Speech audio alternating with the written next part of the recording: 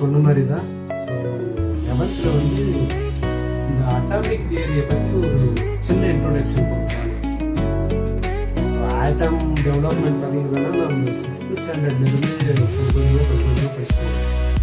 But மேஜராக நம்மளுக்கு இந்த ஆட்டமும் ஆட்டம் எப்படி டெவலப் ஆனது, அதில் எப்படி எழுதுறாங்க அப்படின்றதுலாம் நம்ம பெருசாக ஐடியாவே இருக்காது. ஸோ அது ஒரு சின்ன ஒரு மெத்தடை நான் எக்ஸ்பிளைன் பண்ணலாம் அப்படின்ட்டு பண்ணியிருக்கேன். நல்ல ஞாபகம் வச்சுக்கோங்க. ஸோ ஆட்டம் அப்படின்றது இட் இஸ் இன்விசிபிள் ஒரு பார்ட்டிகளால் உருவாக்கப்பட்டது இல்லைங்களா?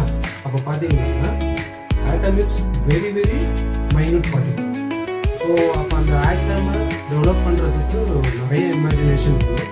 இதை அண்டர்ஸ்டாண்ட் பண்ணணுன்னாவே உங்களுக்கு அந்த இமேஜினேஷன் இருந்தால் தான் anything which is for figure, ரொம்ப பெருசாக இருந்தாலும், ஸோ ஃபார் ஸ்மால், ரொம்ப சின்னதாக இருந்தாலும் நம்மளால் என்ன பண்ண முடியாது.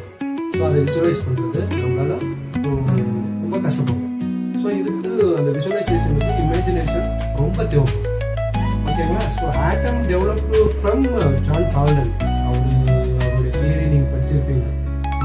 இட்ஸ் இன்டிவைசபிள் பார்ட்டிகல் அப்படின்ட்டு, ஸ்மாலஸ்ட் பார்ட்டிகல் இன்டிவைசபிள் பார்ட்டிகல் அப்படின்னு அட்மாஸ். ஸோ இது வந்து ஒரு கிரீக் வேர்ட்லேருந்து என்ன பண்ணியிருக்காங்க, அது வந்து so later J Thomson this whole positive charge, then electrons are embedded like watermelon seeds. இது வந்து embedded ஆகிருக்கும். ஸோ அந்த மாதிரி உங்களுக்கு இருக்குது அப்படின்றது லேட்டர் வந்து ஜே தாம்சனும். ஸோ அதுக்கப்புறம் வர ரூதர்ஃபோர்டும் ஸோ இதை இன்னும் கன்ஃபார்ம் பண்ணுற மாதிரி so he did alpha rays experiment. So he strike alpha rays towards gold-5.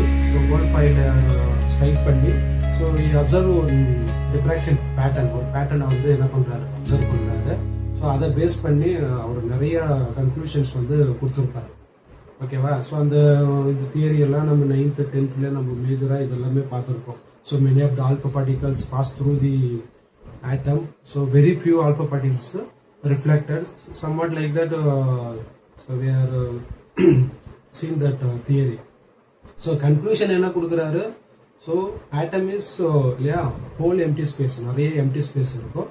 So in the center of the atom we have very small tiny ஒரு place இருக்கும் அப்படின்றதும் கொடுத்துருப்பாரு. And later he called us nucleus. So அந்த nucleus தான் அந்த ஆட்டம்கான ஒரு heart beat மாதிரி, heart மாதிரி அது உங்களுக்கு இல்லைங்களா? அந்த நியூக்ளியஸ் இல்லை அப்படின்னா there is no atom exist.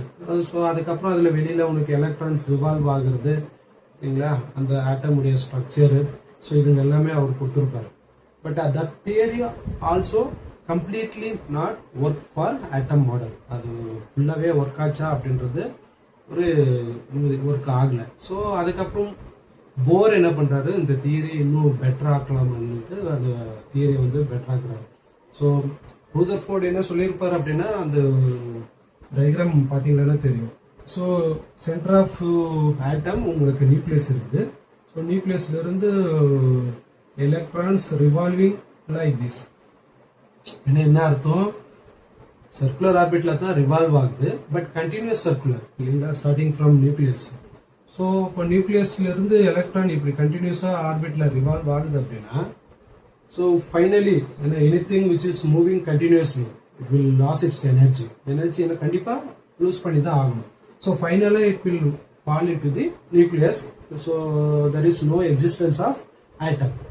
So அப்போ இந்த தியரி இஸ் நாட் எக்ஸ்பிளைன் இல்லையா, ஆட்டமை ஃபுல்லாக எக்ஸ்பிளைன் பண்ணலை. ஸோ லேட்டர் இந்த இதை வந்து என்ன பண்ணுறாரு போர் அப்படின்றவர், ஸோ இண்டிவிஜுவல் சர்க்குலராக உங்களுக்கு என்ன பண்ணுறாரு மாற்றி இதை வந்து எக்ஸ்பிளைன் பண்ணுறாரு. ஸோ அதை தான் நம்ம still we are following this theory, modernised theory. So அதுக்கப்புறம் அதுலேயே little bit adjustment made by Sommerfeld. அவரும் கொஞ்சம் என்ன பண்ணுறாரு அதில் வந்து இது பண்ணிட்டு, ஸோ ஒரு எலக்ட்ரிக்கல் பார்த்து என்ன பண்ணியிருப்பாரு அது கொடுத்து, ஸோ அந்த ஆட்டம் தியரி, மாடர்ன் அட்டாமிக் தியரி அப்படின்ட்டு லேட்டராக நம்ம என்ன பண்ணுறோம். ஸோ அதை தான் இப்போ நம்ம படிச்சுட்டு இருக்கோம் இது. ஓகேங்களா? ஸோ போர் என்ன கொடுக்குறாரு அப்படின்னா, ஸோ போருடைய தியரி பார்த்தீங்கன்னா energy of an atom is quantized, that is measured. சரியா? ஒரு எலக்ட்ரானுடைய எனர்ஜியை so we can find out இல்லையா, எப்படி எவ்வளோன்றதை நம்மளால கால்குலேட் பண்ண முடியும். And electrons are revolving in a circular path, that is stationary orbit.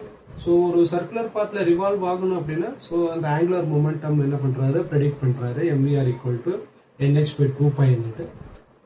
Then while revolving in the orbit, so electrons never lose or gain energy.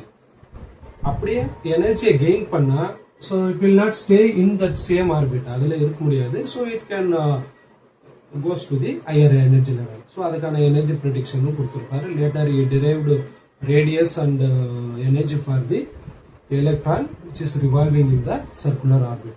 So இந்த மாதிரி நிறைய theories கொடுத்துருக்காரு. But he explained for only one electron system, அதாவது ஹைட்ரஜனோ helium 1+க்கு, lithium 2+க்கு, beryllium 3+. So இந்த மாதிரி the atom which consists only one electron, proton நிறைய இருக்கலாம், neutron நிறைய இருக்கலாம், பட் இதுல எல்லாம் உங்களுக்கு ஒரே எலக்ட்ரான் வருதோ ஸோ அந்த ஒரே எலக்ட்ரான் வர்றதுக்கு போர் என்ன பண்றாரு, தியரியை எக்ஸ்பிளைன் பண்ணியிருப்பாரு. ஆனால் மோர் தென் ஒன் எலக்ட்ரான் இருக்கிற சிஸ்டம் நிறைய இருக்கு. ஸோ அதுக்கு ஃபெயில்டு.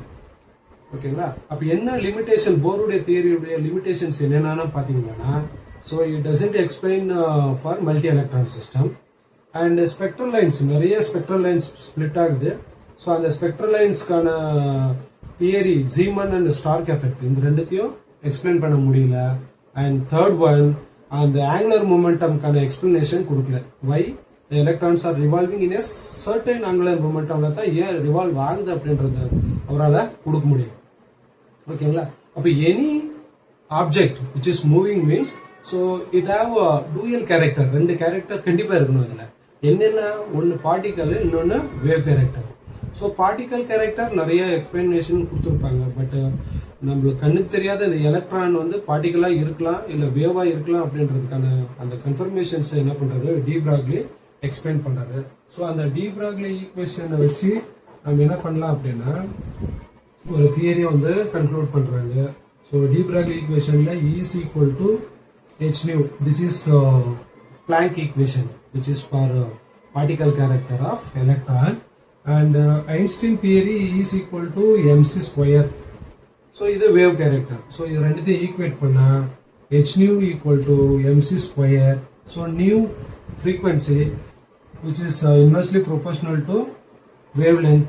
அப்போ இது நம்ம இன்க்ளூட் பண்றதுக்கு in order to cancel this proportionality என்ன பண்றோம், nu equal to add one constant that is c by lambda. So இது அப்ளை பண்ணோம்னா h c by lambda equal to mc square. இந்த c square கேன்சல் பண்ணிடுங்க. So நம்மளுக்கு lambda வேணும், lambda equal to h by mc ன்ட்டு நம்மளுக்கு formula. So இங்கே cன்றது velocity which is for photon, that is light. So லைட்டுக்கான வெலாசிட்டி. நம்ம எலக்ட்ரான் அப்படின்றது பார்ட்டிக்கலாக கன்சிடர் பண்ணுறதுனால ஸோ இந்த ஈக்குவேஷனை lambda equal to h by mvன்னு மாற்றுவோம். So h by mv equal to momentum தானே இல்லையா? அப்போ lambda equal to h by p அப்படின்ட்டு இந்த ஈக்குவேஷனை நம்ம என்ன பண்ணலாம், டெரைவ் பண்ணலாம். அண்ட் இந்த ஈக்குவேஷனை பேஸ் பண்ணி என்ன பண்றாரு டி பிராக்லி, போர்ஸ் தியரியை அவர் சொன்ன இதை வந்து என்ன பண்றாங்க, ப்ரூவ் பண்றாங்க. ஸோ நம்மளுக்கு சர்க்கம்ஃபரன்ஸ்க்கான ஃபார்முலா தெரியும் 2πr. ஸோ இங்கே n லாம்டாவோட ஈக்குவேட் பண்ணி அவர் கொடுத்த அந்த ஈக்குவேஷனை என்ன பண்றாங்க, உங்களுக்கு nh/2π அப்படின்றத டிரைவ் பண்ணி போர் வந்து ஒரு அசம்ஷனா சொன்ன அந்த ஃபேக்டரை வந்து என்ன பண்றாங்க, டி பிராக்லி ஈக்குவேஷன் மூலமா ப்ரூவ் பண்ணி கரெக்ட், அவர் சொன்னது கரெக்ட் தான், பட் அதுக்கான ரீசன் தான் அவர் கொடுக்க தவறிட்டார், அவ்வளோதான். ஓகேங்களா? ஸோ இது ஆட்டம் டெவலப்மெண்ட்ல ஒரு மைல் ஸ்டோன். ஸோ அதனால தான் இந்த தியரி வரைக்கும் நம்மளுக்கு 11th ஸ்டாண்டர்டில் கொடுத்துருக்குறாங்க. ஸோ ஃபர்தராக இன்னும் நிறைய உனக்கு டெவலப்மெண்ட் நடந்து ஆட்டம் எப்படியெல்லாம் இருக்கும், அதில் எலக்ட்ரான்ஸ் எப்படியெல்லாம் மூவ் ஆகும் அப்படின்றத என்ன பண்ணுறாங்க நம்ம புக்கில் பார்த்துருப்போம். ஸோ அதை நம்ம நெக்ஸ்ட் கிளாஸில் கண்டினியூ பண்ணுறோம். ஓகேங்களா? தேங்க்யூ.